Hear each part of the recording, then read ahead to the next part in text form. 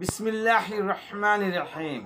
কুল হুয়াল্লাহু আহাদ আল্লাহুস সামাদ লাম ইয়ালিদ ওয়া লাম ইউলাদ ওয়া লাম ইয়াকুল লাহু কুফুয়ান আহাদ।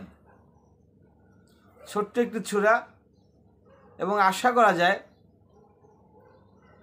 যে মুসলমান প্রায় সকল মুসলিম যাদের বিবেক আছে, নামাজ পড়ার মতো ক্ষমতা যে অর্জন করছে বা তার চেয়েও ছোট,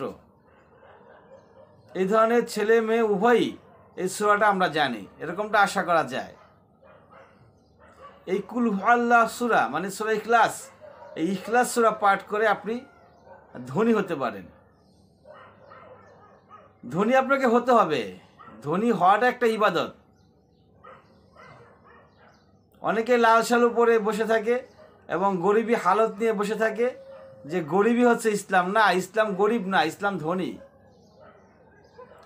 আপনি যদি পরিপূর্ণ মুসলমান হতে চান তাহলে অবশ্যই আপনাকে ধনী হতে হবে, আর এই ধনী হওয়ার জন্য এই সূরা ইখলাস যথেষ্ট। একবার এক সাহাবী আসছে নবী মুহাম্মদ মুস্তাফা সাল্লাল্লাহু আলাইহি ওয়াসাল্লামের কাছে। তাই সে বলতেছে যে আল্লাহ নবী, আমি খুব অসহায়, আমার টাকা পয়সা খুব কম আছে, আমার সংসার ঠিকঠাক মতো চলতেছে না,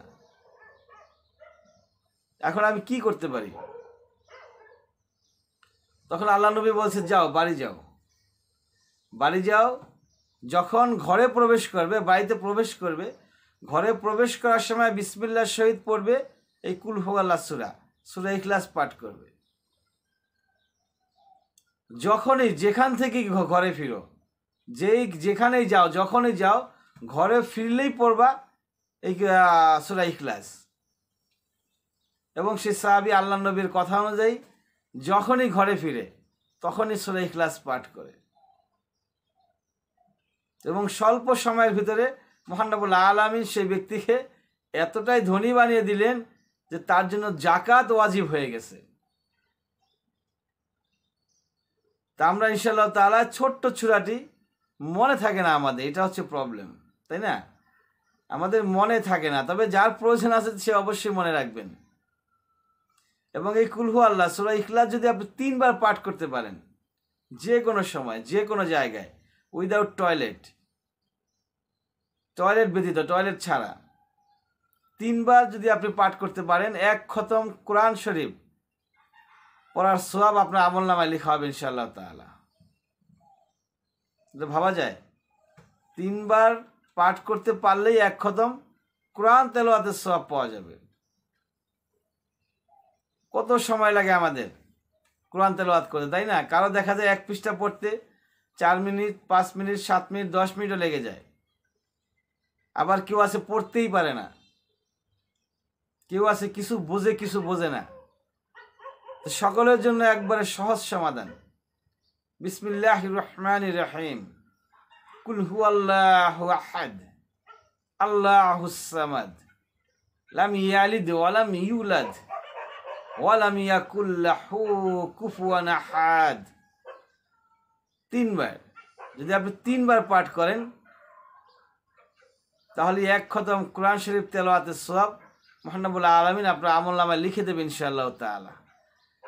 তো আমরা বেশি থেকে বেশি পরিমাণ এই কুল হুয়াল্লাহর সঙ্গে জুড়ে থাকব। আসমানের ফেরেশতারাও আপনাকে চিনবে। আপনি যখন বেশি থেকে বেশি পরিমাণে কুল হুয়াল্লাহ পাঠ করবেন তখন আসমানের ফেরেশতারাও আপনাকে চিনবে, তারাও আপনার সঙ্গে থাকবে। একবার জিবরাইল আলাইহিস সালাম নবী মুহাম্মদ সাল্লাল্লাহু আলাইহি ওয়াসাল্লামকে বলতেছেন যে আল্লাহ নবী, ওই যে চাদর মুড়ি দিয়ে যাচ্ছে ওই লোকটা আবু যর গিফারি নয়? আল্লাহ নবী বলছেন, হ্যাঁ আবু যর গিফারি, কিন্তু তুমি চিনলে কিভাবে? তখন সে বলল, আবু যর গিফারি যখন আপনি কুল হুয়াল্লাহ সূরা সূরা ইখলাসের ফজিলত সম্পর্কে বর্ণনা করলেন, তারপর থেকে আবু যর গিফারি হর হামেশায় এই সূরা ইখলাস পাঠ করে থাকেন। আর এই কারণে শুধু আমি না, আসমানে যত ফেরেশতারা আছে সকল ফেরেশতারাই আবু যর গিফারিকে চিনে। তো যদি ফেরেশতা আমাকে চিনে ফেলে, ভালো মানুষ হিসাবে যদি চিনে একজন ফেরেশতা বা সকল